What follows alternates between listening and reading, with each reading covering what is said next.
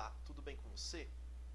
Para quem assistiu a parte 1 e a parte 2 do estudo de subconjuntos, agora nós vamos para a nossa parte final, que nós vamos falar sobre conjunto das partes. Conjunto das partes. Vamos pensar na seguinte situação. Nós temos um conjunto A, ok? Conjunto A. E a gente chama de o conjunto das partes de A, a gente utiliza essa notação aqui, ó. É uma notação meio esquisita, é um P escrito de uma maneira mais ou menos assim, tá? E a gente vai escrever dessa forma, o conjunto das partes de A. Tudo bem? E esse conjunto das partes de A, ele é formado por todos os subconjuntos do conjunto A. Então, como que a gente escreve isso? A gente tem lá o conjunto das partes. Opa! Eu já não sou um bom desenhista. E aí? Bom, conjunto das partes de A, que a gente tem isso como definição, é igual ao conjunto onde todo elemento x, tal que x está contido em A. Vou fazer diferente isso daqui. Está contido em A. Essa é a nossa definição. Vamos a um exemplo que aí a gente consegue entender melhor esse tipo de situação. Vou pegar uma outra cor aqui. Bom, vamos lá. Então, vamos imaginar aqui. Esse conjunto, nós queremos achar o conjunto das partes desse conjunto aqui, o conjunto A. Tá? Qual que é o conjunto das partes desse conjunto A? Bom, vamos assumir que esse A ele é igual ao conjunto que tem esse elemento, o elemento A, dentro dele. Tudo bem? Então, o conjunto das partes desse conjunto é formado pelos elementos conjunto vazio e pelo elemento A. Pelo elemento A. Ok? Lembrando da nossa aula anterior, e a gente até entrou num mundo muito abstrato, que esse cara aqui, o conjunto vazio, ele sempre está contido dentro de qualquer conjunto que exista. Ou seja, ele é um subconjunto de qualquer conjunto. O vazio sempre estará dentro de qualquer conjunto. Então ele é um conjunto das partes desse conjunto A. E o elemento A. Tudo bem?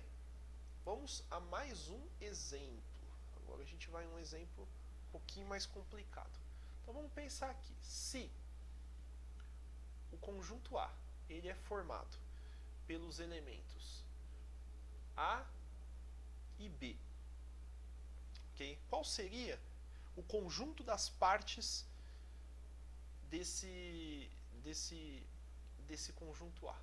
Então, o conjunto das partes do conjunto A ele é igual. Lembrando lá que o primeiro elemento é sempre um conjunto vazio.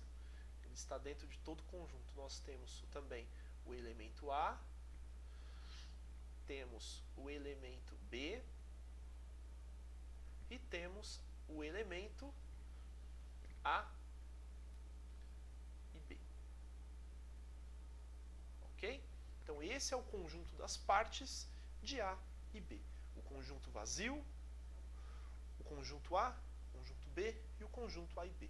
São todos os subconjuntos desse conjunto aqui, que é o conjunto A, que tem esses dois elementos. Vejam só que um conjunto que contém dois elementos, ele é um conjunto que tem como subconjunto 4 subconjuntos. Certo? Esse subconjunto não tem nenhum elemento, esse tem um, esse tem um e esse tem dois elementos. Só abrindo um parênteses. Vamos ao nosso último exemplo. Então, se A, que é um conjunto, é formado pelos seguintes elementos: o elemento A, o elemento B e o elemento C. Qual seria o conjunto das partes desse conjunto A? O conjunto das partes é, primeiro, o vazio, né?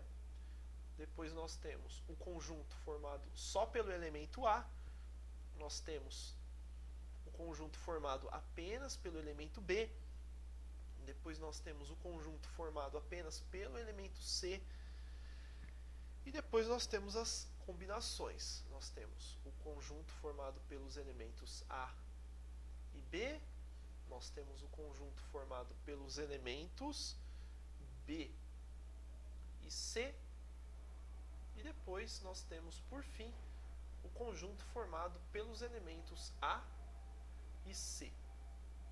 E aqui nós finalizamos o nosso conjunto das partes.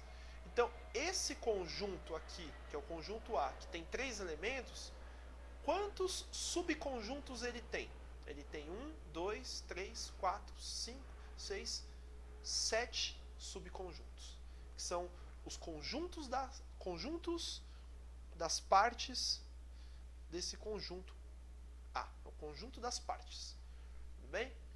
Bom, para finalizar a parte de subconjuntos, foram três videoaulas, né? Uma parte um pouco mais extensa da área do estudo de conjuntos, mas não deixa de ser importante, talvez seja a parte mais importante. E nas nossas próximas aulas, nós entraremos num assunto chamado reunião de conjuntos.